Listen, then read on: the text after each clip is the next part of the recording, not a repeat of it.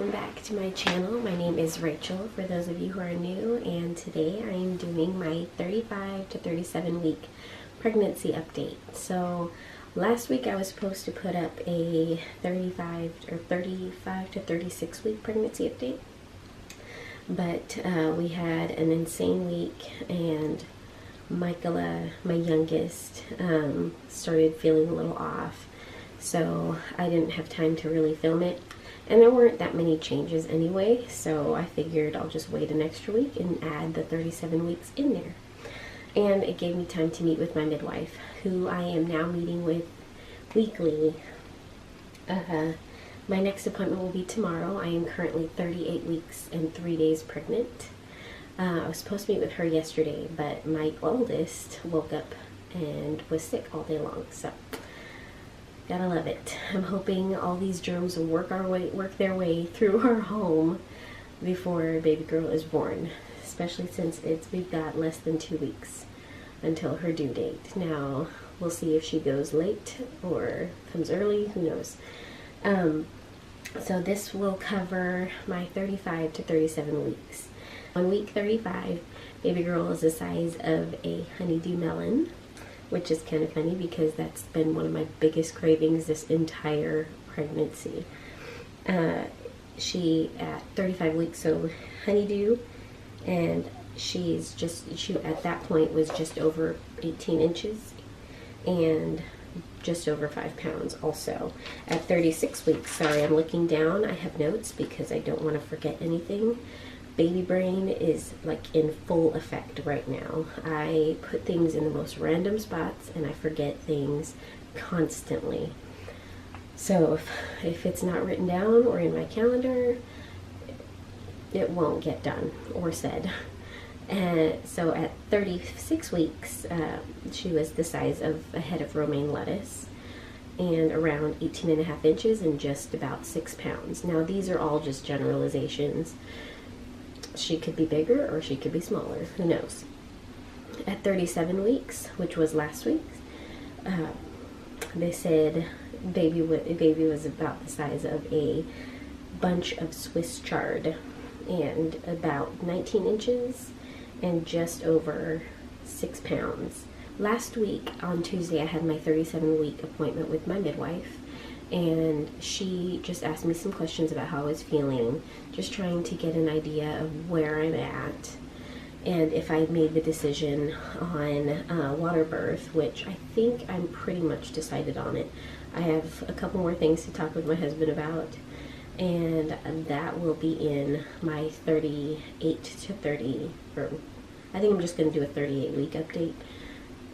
Because there's been some pretty interesting things going on with me this week alone, so it's going to be all by itself. I will update in that one what our final birth plan looks like, and like I said before in previous videos, I don't really follow a specific plan but an idea. So my idea of what I think will happen. At my last appointment with my midwife at 37 weeks, she also had me do the GBS test, which is Group B strep test, and it's just a swab that they do to check for this bacteria that's very common with most adult women, and we can handle it, but since it is in the birth canal area and the baby passes through, if I do test positive, they usually would suggest doing like a antibiotic via IV during labor to make sure to, I guess kind of combat the bacteria, because baby passes through birth canal and the bacteria can pass to the baby and cause some issues. So that's where we're at. I am waiting for the results. I don't know them. I'll probably find out at my next appointment whether I am GBS positive. I tested negative for my first 2 and tested positive for my last. And the reason my midwife doesn't, she waits until about 37 weeks is because the test results for this specific test are only good for about 4 to 5 weeks. And if I happen to go late, she wants to make sure that the test results are accurate. So she said if she tested at 35 weeks and I go to 41 weeks, then the test results would not necessarily be accurate. She'd have to retest me. So she does them at 37 weeks. That way, if I go all the way to 42 weeks, the test results are still accurate. That is why she waits until this point to do the test for the GBS. After we had our discussion, I got on the exam table, and this time she didn't measure me, but she did check baby's heart rate, which is perfect. Basically around the place it's been around the 150s, sometimes in the 160s, but usually 140s to 150s is where she's been in the last few appointments. And she said that she does feel head down. And she felt for a while she was kind of trying to see the size of baby and orientation of where she's at. Good news. She will, in my next appointment, which is tomorrow, she is going to do an internal exam to see if I've dilated at all, but also to verify head down. She said when she does the internal exam, she'll be able to know for sure if that is in fact her head that she is feeling there. But she's pretty confident she is head down, which I'm very excited about. And that's pretty much everything that's going on with baby. As far as I'm concerned, I think not a lot has changed. As far as cravings, I'm still craving honeydew. Lately, I've been really wanting a lot of, so fruit is a big thing for me. I like sugar, but I like the natural sugars. So like fruits, smoothies,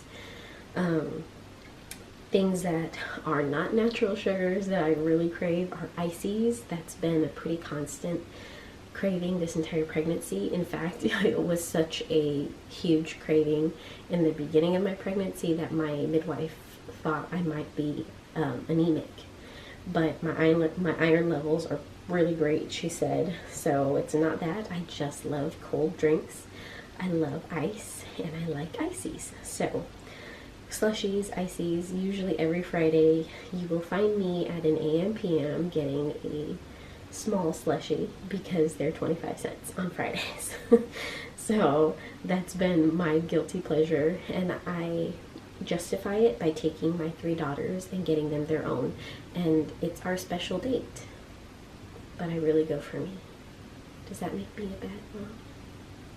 This last week though, I've been really craving chocolate, which I don't normally crave very much. But chocolate, like my mom and dad got me a little goodie bag for Mother's Day, and inside of it is these little Dove chocolate squares. They're dark chocolate with sea salt caramel inside, and those things are, it's amazing there's still any left because I just want to devour them. But I'm trying to be good and not eat everything in sight. So, but things like that. I had some Raisinets the other day. I figured it's not terrible, right? I mean, there's a raisin in it, so. But chocolate, but I still like, my favorite go-to candy is always like the sweet tart kind of candies. Right now in my diaper bag, I've got a box of Runts that I munch on throughout the day when we're out. Some other changes that have been going on besides cravings though, I mentioned in a previous one, I believe it was my last one, I had really bad heartburn. I would notice, like if I ate specific foods or if I ate heavy foods too late in the day, I get heartburn. But I have noticed that it has diminished quite a bit, and I think it's because I figured out what causes it, or the type of foods, or what time I eat, or how much I eat that brings it on. So I've been able to avoid getting it in the last few weeks, which is really nice because it's not fun. So the heartburn is definitely lessened in the last few weeks. I'm still having Braxton Hicks contractions. Like I said, it's just that tight feeling. They don't really hurt. It's just my belly gets rock hard and it's hard to breathe sometimes. Like it just kind of knocks the wind out of me. And I'm still getting those really low, sharp pain called lightning crotch. And yeah, that is still happening. I mentioned in my last update that I was starting to get some slight swelling in my feet. Yeah, that's constant now. It's an everyday thing. And I try to limit my salt, and I'm trying to drink way more water than I'm used to, because I don't crave water. I don't really care for water unless it's like sparkling water, which I know probably isn't the best either.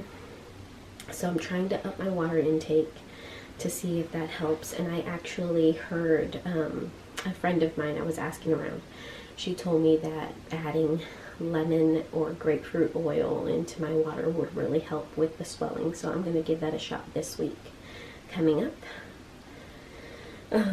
I also have regular lemons that I can throw in there too, but I figured I could use the oil as a backup if I run out of lemons and don't have any.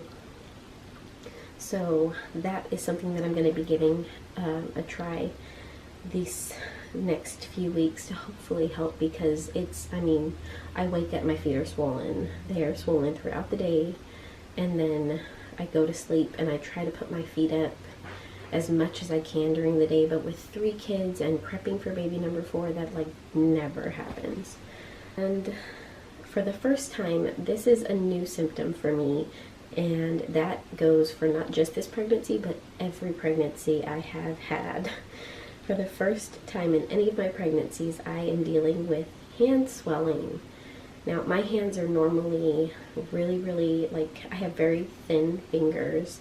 I always joke that if you want to get me a bracelet or any kind of jewelry, go to the kids section, because my hands are tiny and my wrists are really small too. But for the first time ever, I have had to take off my wedding rings because they are so tight and it's uncomfortable and it hurts to wear them. Like right now, I can feel, like, you know, that swollen hand feeling. It just feels really tight on your fingers. Yeah. So it doesn't look terrible, like looking at it, but I can feel it because I've never experienced it with any of my other pregnancies. So it's just a shock to me that it's happening now, and it's kind of sad. So I'm in the market for something, because I don't know if the swelling is going to last beyond my pregnancy, which I'm assuming it is, because I don't know. So just in case the swelling lasts beyond my pregnancy, I am looking for a replacement until I can fit back into my wedding rings. But yeah, so before I close this video out, I will do a quick bump update so you can see what my belly looks like now.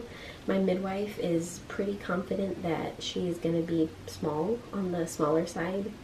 Probably, she asked me at my last appointment how big my other 3 were at birth, and I said my oldest was 7 pounds 8.4 ounces, my middle was 7 pounds even, and our youngest was 7 pounds 3 ounces. And she said, yeah, I'm pretty sure you're not going to be breaking any records with this one, which I am more than okay with. Small baby, easier to push out. I mean, it's painful no matter what. I don't have a desire to break any records. I don't mind small when they come out, and then they can get chubby as they get older. So we'll see, but I'm pretty confident she's not going to be very big. I don't feel big, but you'll get a chance to see that.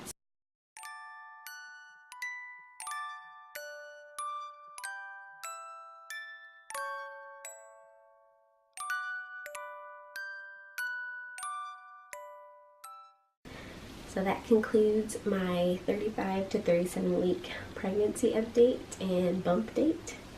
I hope you enjoyed. If you did, give this video a thumbs up. And if you enjoy videos like this, or baby updates, pregnancy updates, anything related to that, go ahead and hit that red subscribe button and make sure your notification bell is turned on for more updates. I hope you have a wonderful day, and we'll see you in the next video. Bye.